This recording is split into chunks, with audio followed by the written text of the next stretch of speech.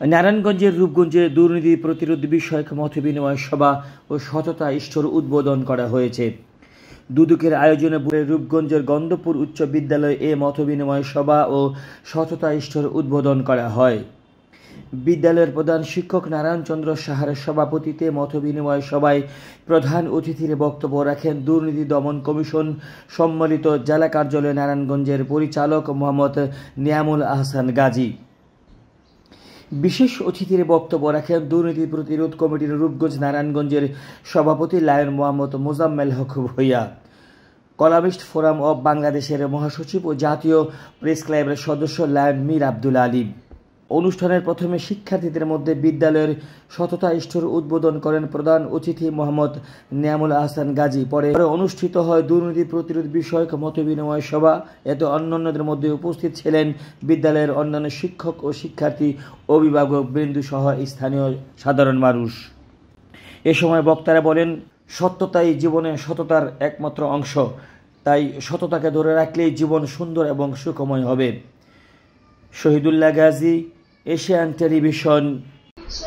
এত সুন্দর একটি আয়োজন করেছে। আমি অনেক স্কুলে যাই, বক্তব্য দিই, কম বেশি কথা বলি। এত নীরব, এত সুন্দর পরিবেশ খুব কমে দেখেছি। তোমরা যে এত সুন্দর নীরবে বসাছ, যারা বক্তা তাদের বক্তব্য মনোযোগ সহকারে শুনেছ, ধন্যবাদ জানাচ্ছি। আমাদের প্রত্যেকের মুখ সততায় ভরপুর, এতে কোনো সন্দেহ নেই। আর এই সততা রক্ষা করার জন্যে, ভবিষ্যতে সততাকে রক্ষা করার জন্য কিন্তু এখানে সততা স্টোর প্রতিষ্ঠা করা হয়েছে। যারা করেছে তাদেরকে ধন্যবাদ জানাচ্ছি। আর এখানে কিন্তু কোনো বিক্রেতা নেই, শুধু ক্রেতা। তোমরা ক্রেতা, অন্য কে এখানে থাকবে না। তোমরা নির্দিষ্ট দাম লেখা আছে, তোমরা নিশ্চয়ই দেখেছ, নির্দিষ্ট দাম লেখা আছে। ওই দাম নিজে পরিশোধ করবে একটা ক্যাশ বাক্সে, পরিশোধ করবে এবং সেটা তোমরা নিজেরাই বুঝতেছ এটা কতটুকু গুরুত্বপূর্ণ একটা জিনিস। তোমাদের একটা ভাবতে হবে যে আমি যে মালটা কিনলাম, এই মালটা কে দেখুক বা না দেখুক, একজন ব্যক্তি কিন্তু দেখবে, একজন দেখবে। কে দেখবে সেটা? আল্লাহ দেখবে।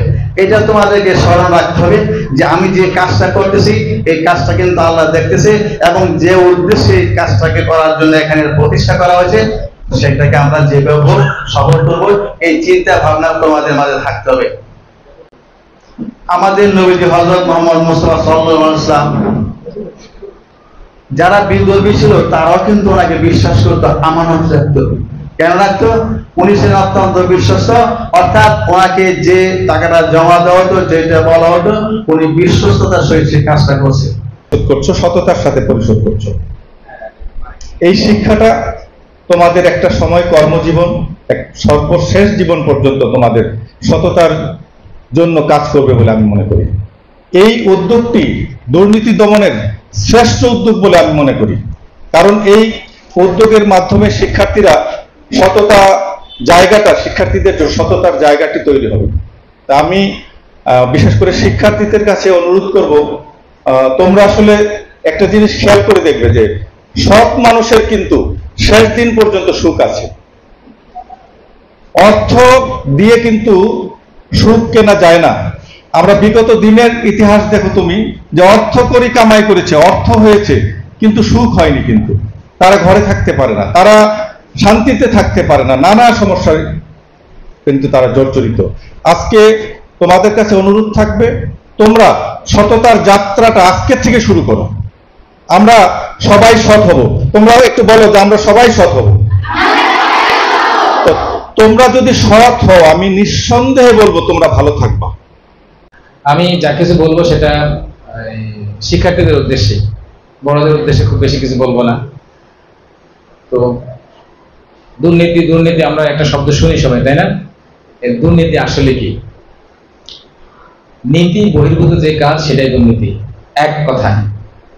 এখন আমার শিক্ষার্থীদের দুর্নীতি করার জায়গা কোথায়? আমরা কেন তাদের কাছে দুর্নীতি বিরোধী এত কথাবার্তা বলতেছি? এটা একটা প্রশ্ন আসে না? শিক্ষার্থীদের কিছু নীতি বহির্ভূত কাজ আছে। যে যে জায়গায় আমরা আছি আমার দায়িত্বটা যদি আমি ঠিকমতো পালন না করি সেটাই দুর্নীতি। আইনে বিভিন্ন কথা আছে, আইনের প্রায়োগিক বিভিন্ন ভাষা আছে, বাট আমি এক কথায় শিক্ষার্থীদের উদ্দেশ্যে যেটা বলতেছি সেটা হলো যে যে জায়গায় আমি আছি এই দায়িত্ব আমি ঠিকমতো পালন না করাটা দুর্নীতি। এবার আসি শিক্ষার্থীদের, বলছি আমার বক্তব্য শুধু শিক্ষার্থীদের উদ্দেশ্যে। তো শিক্ষার্থীদের মূল দায়িত্ব কি? লেখাপড়া করা, তাই না? আচ্ছা, এখন শিক্ষার্থীরা যদি ঠিকমতো লেখাপড়া না করে এইটা তার জন্য দুর্নীতি।